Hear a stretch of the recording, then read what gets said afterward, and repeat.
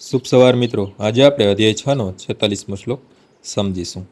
તપસ્વીભ્યોધિકો યોગી જ્ઞાનીભ્યોપી મતોધિકઃ કર્મભ્યસ્રાધિકો યોગી તસ્માદોગી અર્જુન। યોગી પુરુષ તપસ્વી જ્ઞાની તથા કર્મી કરતાં શ્રેષ્ઠ હોય છે, માટે હે અર્જુન, સર્વ પરિસ્થિતિમાં તું યોગી થા। જ્યારે આપણે યોગ વિશે વાત કરીએ છીએ ત્યારે આપણે આપણી ચેતનાને પરમ સત્ય સાથે જોડી દેવાની વાત કરીએ છીએ। વિવિધ સાધકો આ પદ્ધતિ તેમણે ગ્રહણ કરેલી વિશિષ્ટ વિધિ પ્રમાણે જુદા જુદા નામ આપે છે।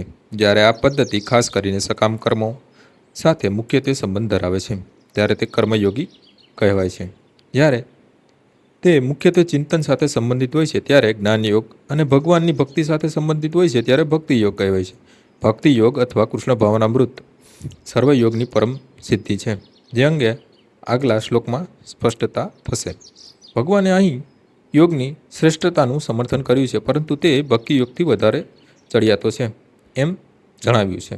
ભક્તિ યોગ સંપૂર્ણ આધ્યાત્મ જ્ઞાન છે, તેથી તેનાથી ચડિયાતું કંઈ જ નથી। આત્મજ્ઞાન વિના તપ અપૂર્ણ હોય છે। પરમેશ્વરને ચરણાગત થયા વિના જ્ઞાન યોગ પણ અપૂર્ણ છે, અને ભક્તિ, કૃષ્ણ ભક્તિ વિનાના સકામ કર્મો સમયનો બગાડ માત્ર છે। તેથી યોગનું સાર્વત્રિક પ્રશંસિત રૂપ ભક્તિ યોગ છે, અને આ વાત હવે પછીના શ્લોકમાં સમજાવવામાં આવશે। આજનો શ્લોક અહીં પૂર્ણ થાય છે। આવતીકાલે ફરીથી સવારે 6 વાગ્યે મળીશું। જય શ્રી કૃષ્ણ।